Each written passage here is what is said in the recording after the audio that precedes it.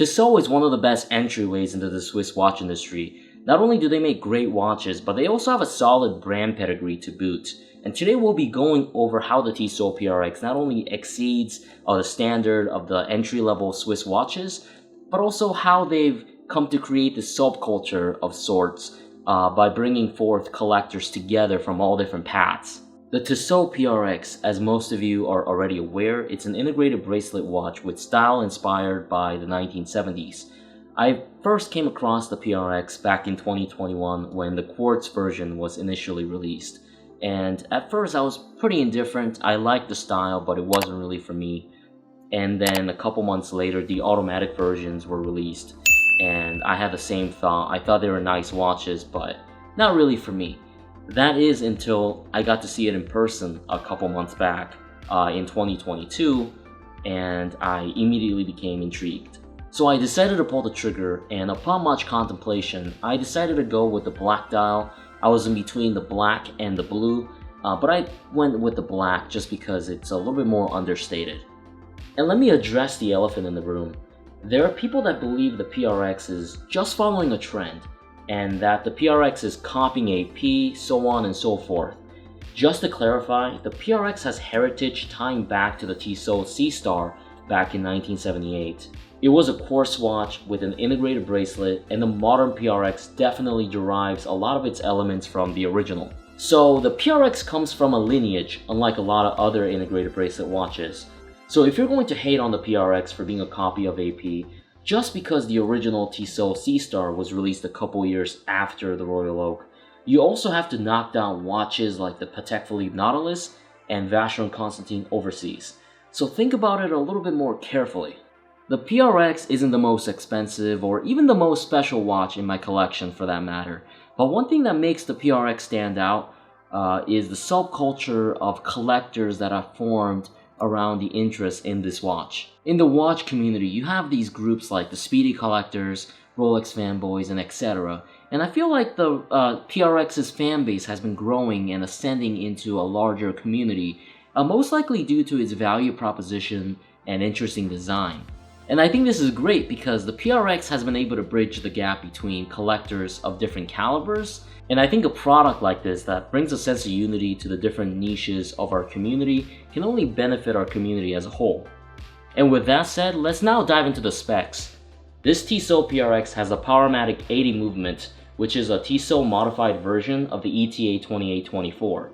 The ETA 2824 is known as a workhorse with outstanding reliability as well as durability.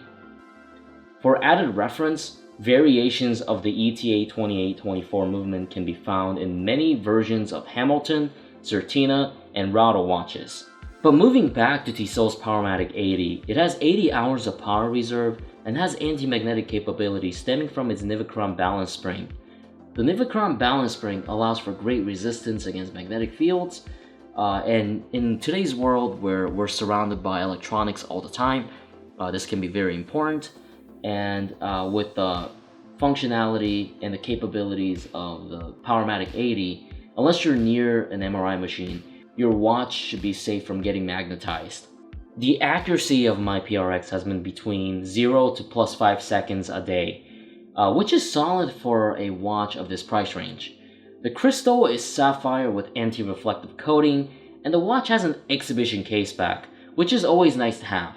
This PRX has a water resistance rating of up to 100 meters, so it should be safe to take into the pool as long as the crown is secure. This PRX has a date window in the 3 o'clock position, and the dial has a checkered pattern very similar to AP, though the quality is far from that of AP. But in any case, the PRX's dial offers intricate light play, and it is definitely aesthetically pleasing. And for the price range, the waffle-esque checkered dial is one of the more interesting in the market alongside watches produced by Seiko. The hour markers are applied and contain lume. I must say the lume is far from impressive, but it's decent enough for you to be able to tell the time in the dark for at least a few minutes until the lume dies out. Moving on to the watch's dimensions, the PRX has the diameter of 40 millimeters, a height of 10.8 millimeters, and a 44 millimeter lug-to-lug distance. The watch wears well on my 7.1 inch wrist, and despite the deceivingly short 44mm lug-to-lug length, the watch actually wears larger due to its protruding end links, with the end link to end link distance coming in at around 51mm. And just to visually demonstrate, over here I have the watch case by itself, and comparing it to an Omega Aquaterra as a reference, which has an approximate lug-to-lug distance of around like 48mm, the PRX seems pretty modest in size. But now, with the bracelet on, you can see the end links definitely do give it a beefier look due to the extended dimensions. And ultimately, I would recommend this watch for anyone with a wrist size of 6 inches or higher. If anyone has a wrist size smaller than 6 inches, I would recommend that you look at some of the 35mm size offerings provided by Tissot. And now, let's move on to one of the highlights of this watch, which is its bracelet. The finishing is excellent for what you're getting for around $600, and it's one of the more comfortable bracelets I've worn in any price range. The bracelet is extremely flexible, and it has half links to allow for a more precise fit. I've experienced bracelet comfort from similar style of watches, like the Maurice Lacroix Icon, and I have to say the Tissot PRX comes out on top. And just for reference, the Icon is priced about 3 times higher than that of the PRX. And if I had to give the comfort level of this bracelet a score on a scale of 1 to 10, with 10 being in the league of the Rolex Oyster bracelet, I give this bracelet a score of 8.5, which is pretty solid, especially for the price point.